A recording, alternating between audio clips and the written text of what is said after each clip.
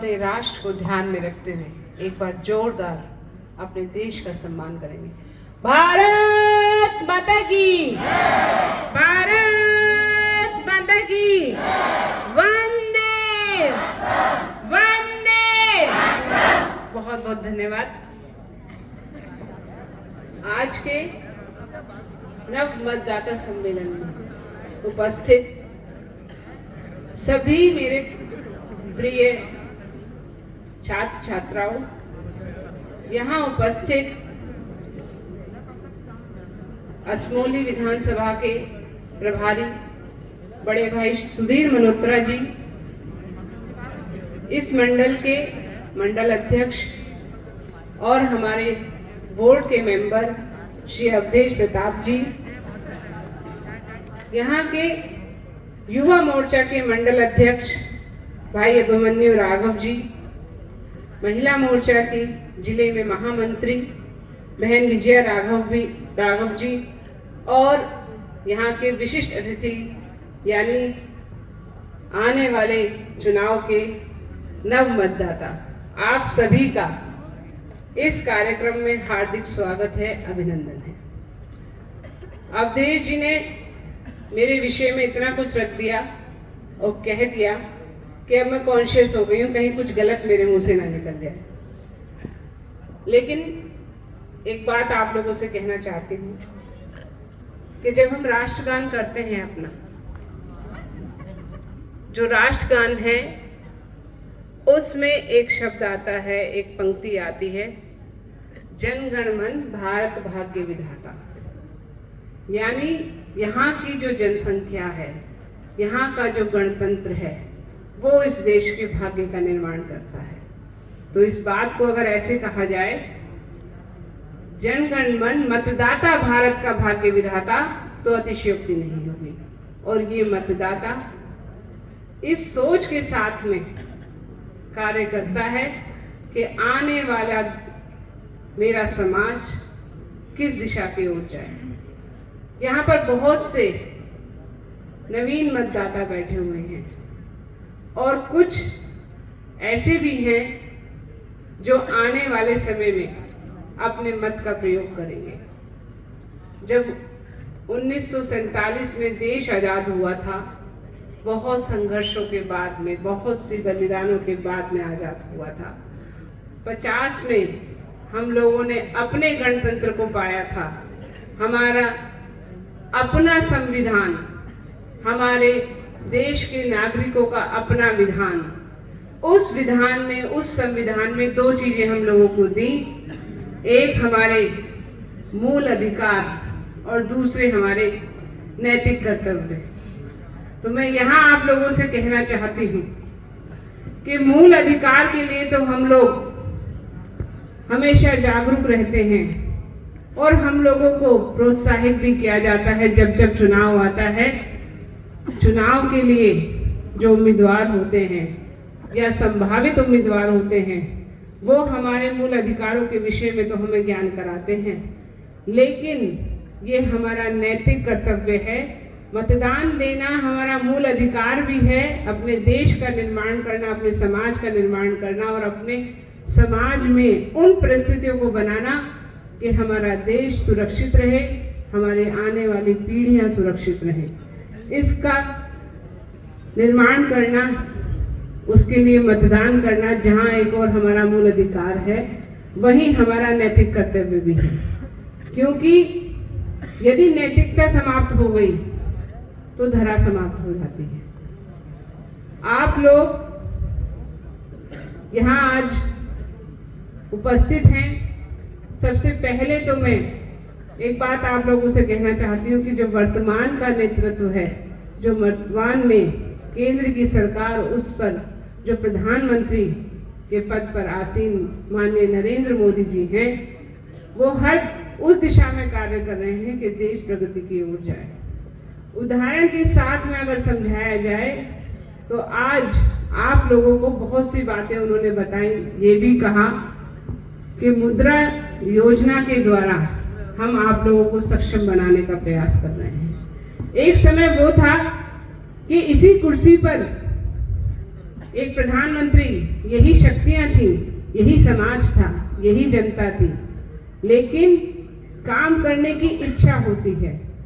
कहाँ तो असमर्थता दिखाई जाती थी कि मैं ईमानदार हूँ, मैं तो 100 रुपये भेज रहा हूँ या मैं तो 1 रुपया भेज रहा हूँ अपने देश की जनता के लिए, उसके लाभार्थी तक पहुँचाने के लिए, लेकिन नीचे का जो पैनल है वो 85 पैसे खा जाता है या 85 रुपये खा जाता है। वही देश है, वही देश की जनता है और वही पद है। लेकिन आज का प्रधानमंत्री की इच्छा है कि मुझे जो जनता को भेजना है वो पूरा का पूरा पैसा भेजना है। इसकी शुरुआत किसान सम्मान निधि के द्वारा आप तक हुई। जनधन खातों के माध्यम से आपके बहुत से परिवार में मेंबर होंगे जिनके खातों में 2000 रुपये हर तिमाही आ रहे होंगे। ये बातें आपको इसलिए बताई जा रही हैं, मैं यहाँ बैठी हुई देख रही थी, कुछ लोग तो खुलकर हाथ उठा रहे थे, लेकिन कुछ लोग हाथ उठाने में भी झिझक रहे थे। कारण था कि पारिवारिक पृष्ठभूमि में ये समझाया ही नहीं जा रहा है कि वर्तमान की सरकार आपके लिए क्या कुछ कर रही है। मैं बहनों से कहना चाहती हूँ, हमारी बहनें, अब से पूर्व में जब जनसंख्या की गिनती होती थी तो माताओं को, जो फिजिकली हैंडीकैप्ड है उन लोगों को, या जो आर्थिक रूप से सीधा सीधा लाभ अर्थव्यवस्था को नहीं पहुंचा रहे हैं या रोजगार युक्त नहीं है, उनको एक श्रेणी में रख दिया जाता था। यानी महिलाओं की गिनती भी 2M दर्जे के जो नागरिक होते हैं उनमें कर दी जाती थी। ये आज की वर्तमान की सरकार है जिसने महिलाओं को, और भाई भी जानते होंगे, जब माँ का सम्मान अगर से नाम लिया जाए तो सीना गर्व से चौड़ा हो जाता है। ये आज की सरकार है जिसने महिलाओं को न सिर्फ होम मैनेजर की, घर व्यवस्थापक के रूप से जाना है, बल्कि उसको होम मैनेजर के साथ साथ घर का ऑर्गेनाइजर भी और डेमोक्रेटर भी बनाया है। आज की सरकार है, तो इस बात के लिए तो माननीय मोदी जी हम सबके धन्यवाद के लिए पात्र हैं। एक बार तालियों के साथ में उनका धन्यवाद मैं आप लोगों की ओर से ज्ञापित करना चाहती हूँ। हमें समझना होगा कि जो शीर्ष नेतृत्व है, नेता दिशा दिखाता है। ये सत्य है कि जनता नेता बनाती है, ये सत्य है कि जनता प्रतिनिधि चुनती है, लेकिन देश को दिशा, उस समाज को दिशा, उस वर्ग को दिशा जनता के द्वारा चुना गया नेता दिखाता है।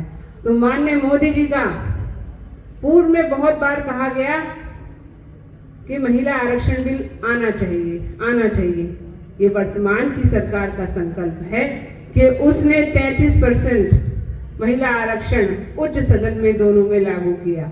तो आज की महिलाएं, आपकी माताएं, बहनें आज ये कहने में सक्षम हैं कि विधि भी हमारी है, विधान भी हमारा है और संविधान भी हमारा है। ये माननीय मोदी जी का कहना है। जहाँ बात पुरुषों की आए तो पुरुष के लिए, या युवाओं की आए, या रोजगार की बात आए, उनके सम्मान की बात आए, तो मुद्रा योजना, अनेक ऐसी योजनाएं चल रही हैं जिनके द्वारा आपको ट्रेनिंग भी दी जाएगी।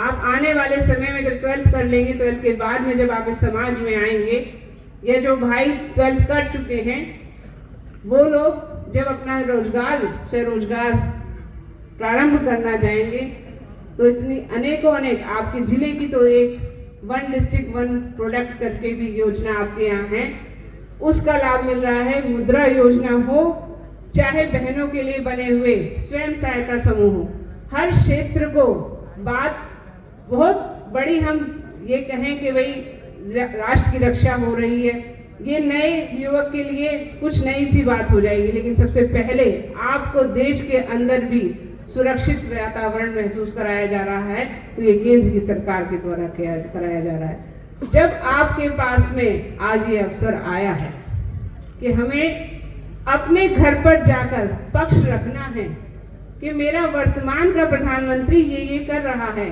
तो माँ, चाचा, दादा, दादी, आपको वोट आपने पूर्व में कहीं भी दिया हो, लेकिन आने वाले समय में उस व्यक्तित्व को वोट करना है जो जब मुखिया के रूप पर आपके बीच में आया है तो वो हर जिम्मेदारी को निभा रहा है। जिम्मेदारियां क्या क्या निभा रहा है, ये छोटी सी बात कह के अपनी बात को खत्म करूंगी। वो जिम्मेदारी निभा रहा है किसान को किसान सम्मान निधि देने की, घर में शौचालय बनाने की, जिनके घर पर छत नहीं है, जिनके सर पर छत नहीं है, उन परिवारों को, कच्चे मकान वालों को मकान देने की, और जो बालक अभी आया भी नहीं है उसकी माता को सुपोषण देने की, और जो बालक आ गया है 6 महीने तक माता को सुपोषण दिया जाता है, 3 साल की उम्र तक उस बच्चे के लिए वो भोजन पहुंचाता है, और 3 से लेके 12वीं तक की क्लास की पढ़ाई कराता है। और जो बहनें कमजोर रह जाती हैं आर्थिक रूप से, उन बहनों के विवाह कराने की जिम्मेदारी भी वो ले रहा है। यानी एक पिता के समान आपका मुखिया आपके पास आया है और अपने कर्तव्यों को पूरा कर रहा है। चाहे सड़क निर्माण हो, चाहे स्वास्थ्य के लिए दृष्टि से बनने वाले एम्स हो, अनेक ऐसी चीजें हैं जो हम ये चाहते हैं कि हमारा पिता हमारे लिए सुविधाएं उत्पन्न करें। इसी प्रकार से जब हम अपने मुखिया को चुन रहे हैं तो हम ये चाहते हैं कि इंफ्रास्ट्रक्चर इस तरह का डेवलप हो कि हमें हर सुविधा मिले और हम सुरक्षा से रह सकें। बहुत सी बहनें यहाँ जानती हैं, यहाँ बहुत, जब मैं पूर्व में सुनती थी तो ये सुनने में आता था कि भाई कैला देवी की तरफ तो कोई विद्यालय खोलना बहुत मुश्किल है, पवासा की तरफ तो कोई विद्यालय खोलना बहुत मुश्किल है, और आज कहाँ से बहनें यहाँ पढ़ने आ रही, कहाँ से भाई यहाँ पढ़ने आ रहे हैं। क्या कुछ परेशानी या असुविधा या असुरक्षा आप लोगों को महसूस होती है? किसी प्रकार की असुविधा, असुरक्षा की भावना लगती है? तो ये आपका मुखिया कर रहा है। बातें बस यही समझानी है अपने परिवार में जाकर। जो मतदाता नए बने हैं उन लोगों को मतदान करना है, सही चुनना है, सभी को चुनना है और सही को चुनना है। ये संकल्प आज का नव मतदाता प्रोग्राम या आज के मतदाता दिवस वाले दिन हम आप लोगों से दिलवाना चाह रहे हैं। तो कौन कौन चुनेंगे और सही चुनेंगे? मतदान के लिए कौन कौन प्रेरित करेगा? माँ बाप को प्रेरित कौन कौन करेगा? सभी।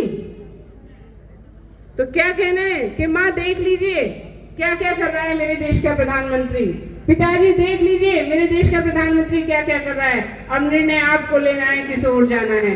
तो हमें बहकावे में नहीं आना है, माननीय मोदी जी के पक्ष में हम लोगों को वोट करना है और अपने मुखिया को इतना सक्षम बनाना है कि जो सुविधाएं रह रही हैं उनको भी वो आप तक पहुंचाए। जय हिंद, जय भारत।